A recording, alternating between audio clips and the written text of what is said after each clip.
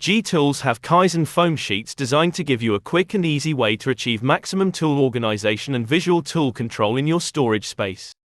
This foam uses an easy peel technique that only requires a cutting blade and your fingers to create the shapes you need. The 30mm Kaizen foam sheets are made of 6 separate layers that have been especially engineered so the layers can be separated where you cut and leave a nice smooth finish at the layer removed. This is an easy DIY method to organize your tools and keep them in order, and to quickly observe any missing items. Plan the layout you want, place your tool on the foam and then use a utility knife or scalpel, cut around your tool, cut down by the 5mm layers to the depth you want. Then you simply use your fingers to press into the cut and slowly easy peel away the cut shape to remove the waste, and check the fit. Keep cutting until the recess is deep enough to hold the tool securely but shallow enough to grab easily. You can use the foam to hold any item you wish, tools, hobby items, collectibles, cameras etc. and anything that needs organizing.